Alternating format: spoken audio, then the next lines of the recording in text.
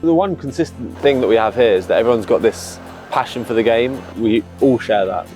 I think it's just important that there aren't any barriers, that anyone that has the passion for the game can either participate, can watch, or even have an opportunity to play at Lords. Table cricket, I think it's the only disability sport that ends where the mainstream sport ends as well. You start playing in school, then at local sports fields, then at local cricket stadiums, then finally at Lords. Lords and cricket, tennis and Wimbledon, football and Wembley, it's sort of the two things that always go hand in hand, and you don't want to have any barriers that someone wants to pick up the sport and actually end up playing on the hallowed turf. I think it's really that opportunity for our young people to experience that big game atmosphere. Some of the more traditional sports can be overwhelming or not as accessible or inclusive, whereas table cricket allows anyone, regardless of level, access to a competitive, if they want it to be, level of sport, and some of our young people have thrived on that. It just brings a lot of people together as well. It's adapted in a way that's just perfect for anyone.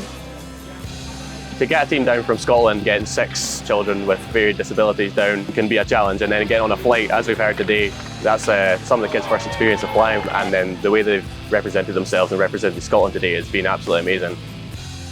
They're on the minibus, they're sitting, having lunch, having banter with the other guys on the team, you know, like a 17-year-old would, that they wouldn't have experienced anywhere else, because, you know, traditional team sports often aren't accessible simply because they're not good enough.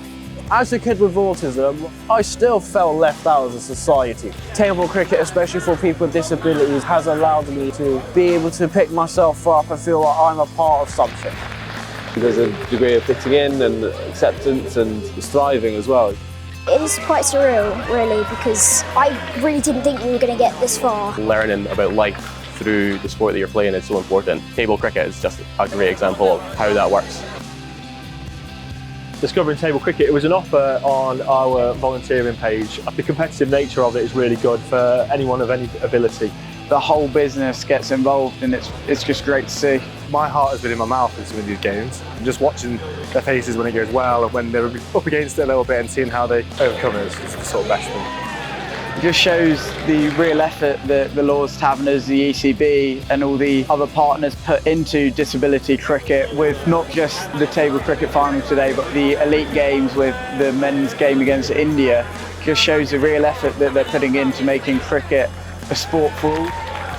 The Lords Taverners' work they do is amazing. I think a mixture of abilities and backgrounds. I think the Lords Taverners probably touched everyone's cricketing story at some point. I suppose it's just making a memory for life or giving someone a reason to keep pursuing cricket, and I think it's so important that if people have this burning desire to play and love our game, we've got to keep them and integrate them as much as we can. It's all hard to say, it really is. It's one of probably, I would say, the best opportunities. I think it's immensely important table cricket continues, because there's definitely opportunities it gives that no other disability sport can offer. I'm so glad that they got this day to look back on and remember for the rest of their lives.